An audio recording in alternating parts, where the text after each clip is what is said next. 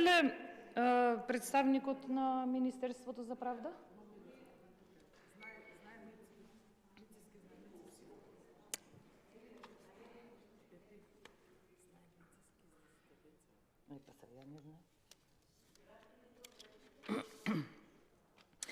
Значи, почитувани колеги, во судството се случува хаос. Се одлучува по желба, а не според методологија за оценување и правилник за рангирање. Видовме дека последно рангиран кандидат на листа се избира. Имаше такви случаеви во судството кои не наговестуваа и не тераа да размислуваме, онаа недоверба која ја има граѓанинот во судството да стане се поголема. Дали изборот на кандидатот кој денес го дебатираме, господинот Лјупчо Коцевски, поминал исправно, поминал во една демократска атмосфера.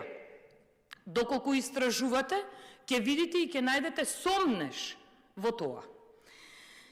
Станува збор за највлијателната обвинителска функција во државата. Кога има зголемена корупција, а не гледаме резултати од борбата против, прашањето ни се повторува постојано. Дали има правда во оваа држава? Транспарентноста не постои кога станува збор за обвинителството и затоа довербата во судството не постои. И да не се чудиме дека оправдувања за ваквата состојба видовме, замислете, оправдувања за тоа зошто нема доверба во судството, за лошиот рейтинг на судството, добивме само од сестра на една пратеничка во мнозинството. Знаете, и сите овде, верувам дека сте сведоци на сето тоа што се случувало во судството и ајде сега да се вратиме малку назад во процедурата, како господинот Лјупчо Коцевски стигна како предлог овде денес пред нас за дебатирање. Советот на јавни обвинители одлучува да даде поддршка на еден кандидат, а тоа е денешниот предлог. Во игра или кандидати за оваа функција биле тројца. Господинот Коцевски, господјата Фетаи и господјата Раичевиќ. Замислете доколку ја погледнете целата процедура, мислењето на Советот за јавни обвинители за господинот Коцевски е следниот. Има добри меѓучовечки односи, интегритет, углед, етичност, организацијски способности и само со еден збор кратко е кажано дека присуствувал на некое стручно усовршување. Во многу голем дел се зборува и се анализира за тоа дека тој има така добри организацијски способности. Ова намерно го спомнувам заради тоа што една од кандидатките е дисквалификувана баш поради таа причина организацијски способности, а во јавноста не видовме образложение како е дојдено, се извинувам, како е дојдено до тој заклучок, втората кандидатка на овој оглас да биде дисквалификувана дека нема организацијски способности. Да, во ред, со изјавата дека Фетаи немала документација целосно поднесена, но зошто, кога станува збор за јавниот обвинител Раичевиќ, стои образложение дека немало организацијски способности и без доказ за тоа, дали е тоа научно, истражувачки или како судскиот совет дошол до таа одлука. Почитувани, станува збор за сето она доколку го разгледате и видите, за многу интересна состојба на која што да, ние имаме надеж во Република Македонија за тоа дека постојат суди, јавни обвинители кои постојат и има надеж да го кренат и да ја подобрат довербата на судството во Република Македонија. Јас можам да кажам и да цитирам еден обвинител кој кажа: ако корупцијата е епидемија, доктори за таа епидемија се јавните обвинители.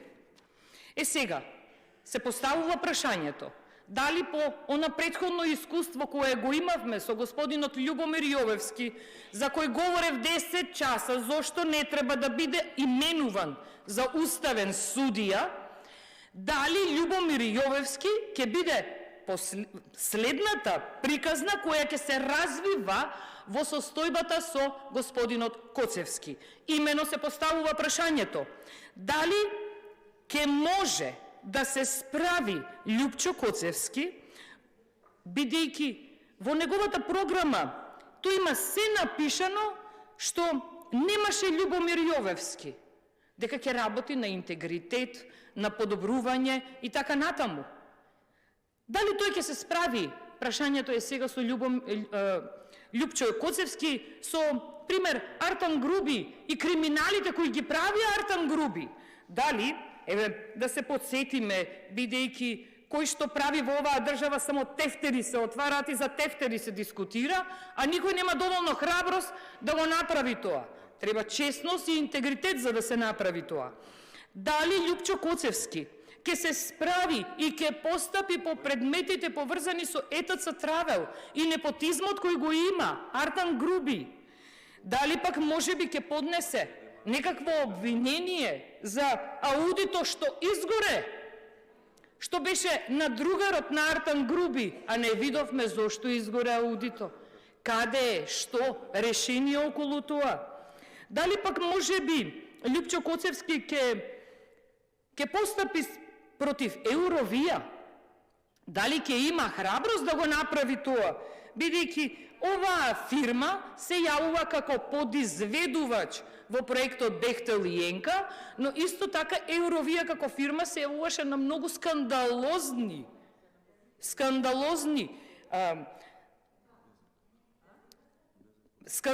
настани во државата кои ни даваа до знаење дека станува збор за голема корупција во Република Македонија.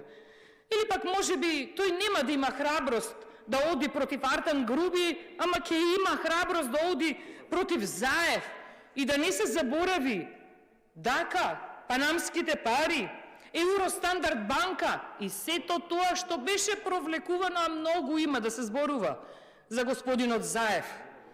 Дали пак можеби за Ковачевски и ќе постапи, ќе отвори предмет како тоа се купува државно земјиште за 1 евро по метар квадратен, за да се градат фотоволтаични централи, ама не биле на неговата сопруга биле. Или пак можеби ќе зборува за Ковачевски за како доделуваше државна помош на фирмата на неговиот кумашин. И како на истата таа фирма, на само неколку дена после неговото назначување како премиер, се одлеваат средства, државни пари. Или пак јас да не зборувам овде многу, можеби обвинителството ќе постапува и против пратениците, бидејќи видовме и такви случаи што се пример за тоа зошто недовербата во судството денес е таква каква што е. Ќе го повторам она што го кажав на почетокот, како мој заклучок, а тоа е дека во судството се случува хаос. Се одлучува по желба. Многу примери видовме за такво нешто. Ве молам, Абази, да не го заборавиме, нели не се познаваа со Али Ахмети, а на крај во домашна атмосфера видовме дека беа и двајцата фотографирани. Ете ја таа желба само за криминалот и корупцијата да се развива, а нема желба за правдата да излезе. Бидејќи ако има желба, ќе се оценува според методологија за оценување и правилник за рангирање, а не како што видовме во многу примери, а тоа дека последно рангираниот кандидат на листата има право да биде избран. Ви благодарам. Благодарам.